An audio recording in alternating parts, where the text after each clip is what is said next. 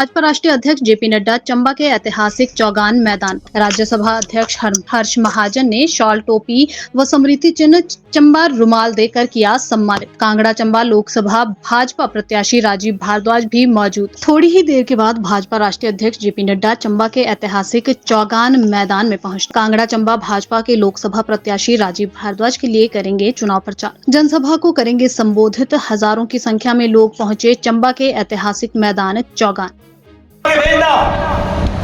मोदी जी तीसरी बार प्रधानमंत्री बनेंगे और 3 साल के अंदर भारत दुनिया की तीसरी अर्थव्यवस्था बन जाएगी।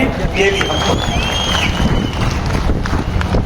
दवाई में हम दूसरे नंबर पर आज खड़े हैं। दवाई बनाने में सबसे सस्ती दवा और सबसे असरदार दवा आज भारत बना रहा है।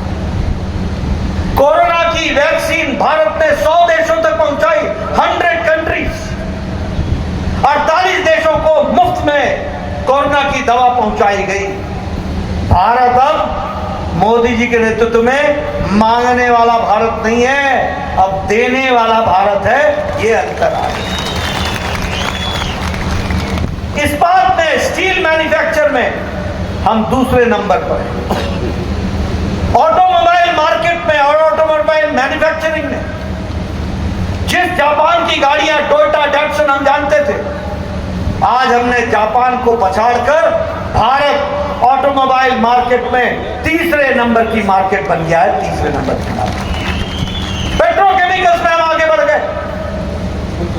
आपके हाथ में मोबाइल है, मैं बार बार सबको बोलता हूं, आप सबके हाथ में मोबाइल है। 10 साल पहले इस मोबाइल पे लिखा होता था made in China, made in Taiwan, made in Japan, made in Korea.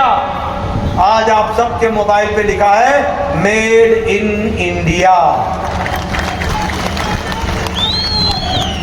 आज भारत एप्पल बना रहा है, एप्पल मोबाइल बना रहा है। सारे मोबाइल अब भारत में बन रहे हैं।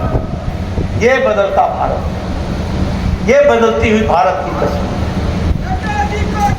मित्रों, मोदी जी ने, जैसा कि अभी राजीव भारद्वाज ने आपको बताया, कि मोदी जी ने कोई जाति में नहीं बांटा, कोई धर्म में नहीं बांटा, कोई जातियों और प्रजातियों में नहीं बांटा। उन्होंने एक मंत्र पकड़ा, सबका साथ, सबका विकास, सबका विश्वास, सबका प्रयास। सबको साथ लेकर के चलेंगे। और जैसा राजीव ने बताया, गांव, गरीब की चिंता होगी, युवा की चिंता होगी, अन्नदाता किसान की चिंता होगी और नारी शक्ति की चिंता होगी। अगर इन चारों की चिंता हो गई तो भारत की चिंता हो जाएगी। इस मंत्र को लेकर के चलेंगे।